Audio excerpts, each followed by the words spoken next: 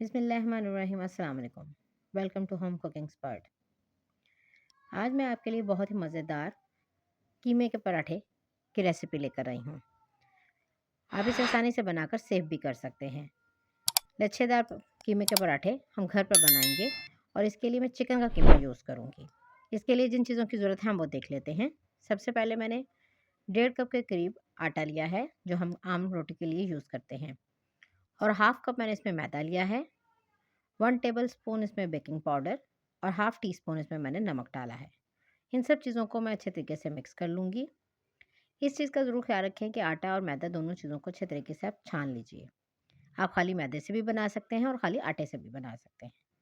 और इसकी मैं जैसे हम आम आटा गूँथते हैं इस तरह हम इसको अच्छे तरीके से गूँथ लेंगे और उसके बाद इसको हम तकरीबन आधे घंटे के लिए रख देंगे।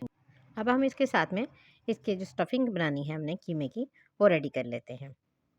एक साफ़ कढ़ाई लूँगी, उसमें तकरीबन मैं 2 से 3 टेबलस्पून घी या ऑयल जो भी आप यूज़ करते हैं आप वो लेंगे, और एक मीडियम साइज़ का इसमें प्याज, उसको लेकर हल्का सा हम इसका पिंक कलर होने तक इसको फ्राई करेंगे।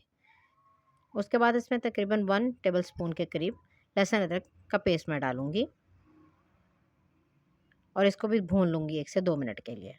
उसके बाद इसमें मैं रेड चिली पाउडर तकरीबन 1 टीस्पून, 1 टीस्पून नमक, 1/4 टीस्पून इसमें मैं चिली फ्लेक्स डालूँगी साथ में। अगर आप नमक मिर्च ज़्यादा डालना चाहते हैं तो आप अपनी मर्ज़ी से मसाले कम या ज़्यादा कर सकते हैं।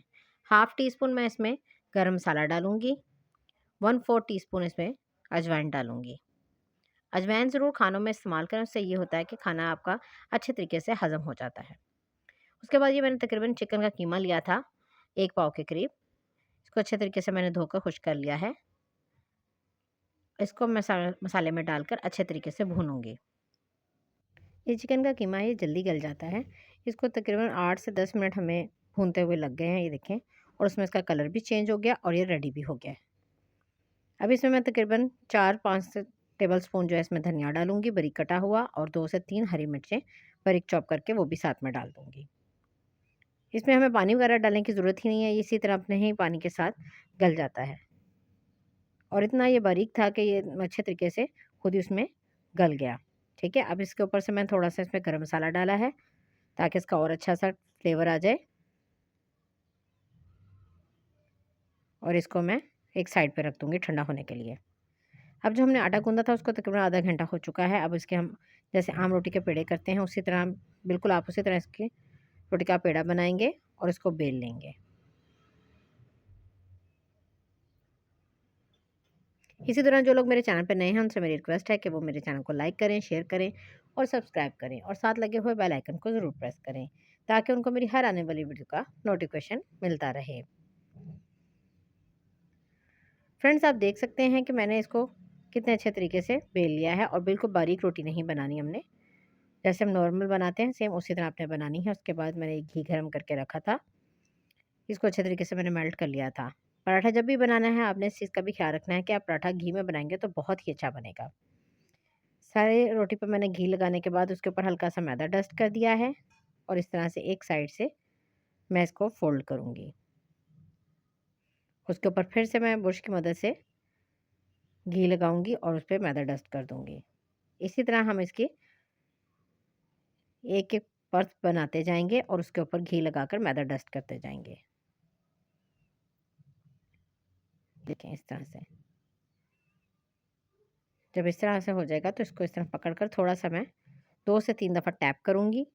टैप करने से पराठे में लचक पैदा होती है, और इसकी जो लचक की वजह से छल्ले लच्छे से बनते हैं वो बहुत अच्छे से बनते हैं। इसको हल्का सा हम इस तरह खींच के रोल करते जाएंगे टाइटली। ये देखें इस तरह से मैं इसको भी रोल करती जाऊंगी, और जिसका आखिरी किनारा है उसको इस तरह पकड़कर नीचे की तरफ फोल्ड कर देंगे हम। ये देखें इसको मैंने नीचे की तरफ फोल्ड कर दिया है। अब इसको इस तरह से रखकर छुरी की मदद से मैं दरमियान से इसके 2 पीस कर लूँगी। ये देखें, देखिए अंदर से आपको लच्छे नज़र आ रहे हैं, कितने बारीक बारीक से लच्छे बन गए हैं इसके। इसको हल्का हल्का हाथ से प्रेस करूँगी, और दोनों को ऑपोजिट, यानी जो लच्छे हमारे कट के नज़र आए हैं वो बाहर की साइड पे होंगे, और जो दूसरी साइड थी वो हम अंदर की तरफ जोड़कर इस तरह से एक साथ एक पेड़ा बना लेंगे। ये आप देख सकते हैं इस तरह से। अब इसको हल्के हाथों से हम प्रेस करेंगे और हल्का-हल्का सा प्रेस करते-करते इसको हम इस तरह से बेल लेंगे। बहुत ही हल्के हाथों से इसको आपने बेलना है, ज़ोर-ज़ोर से दबा के नहीं इसको बेलना।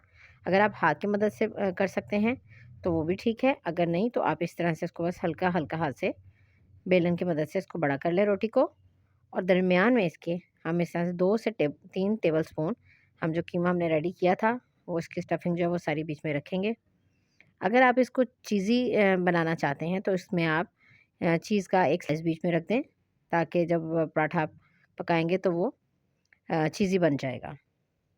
अब इस तरह से इसके किनारे पकड़कर हम जिस तरह कचौरी को बंद करते हैं ना गोल-गोल सा, इस तरह से आप इसको फ़ोल्ड करते जाएँगे थोड़ा-सा, और ऊपर से फिर इसका सारा पकड़ के हम बंद कर देंगे यूँ। ये देखें, जैसे हम कचौरी को ऊपर से पकड़ के रोटी को फ़ोल्ड करते हैं, इस तरह से हम फ़ोल्ड करेंगे और इसको दबा देंगे इस तरह से। जहाँ से आपको थोड़ा-सा खुला लगे उसको ऐसे प्रेस कर दें।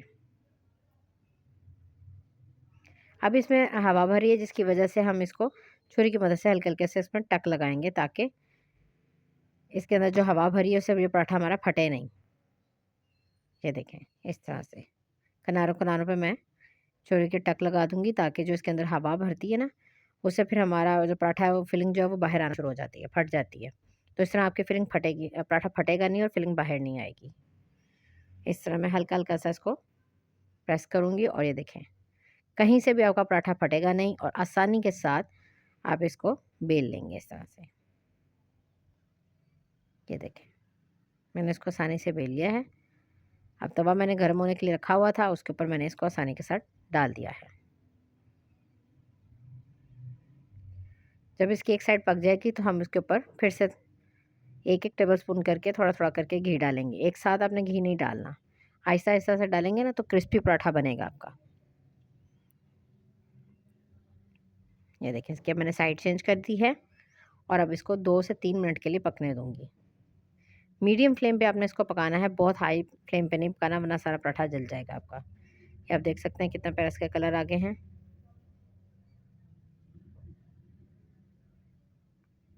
इसी तरह मैंने ये सारे पराठे रेडी कर लिए हैं। ये आप देख सकते हैं इसके फाइनल लुक।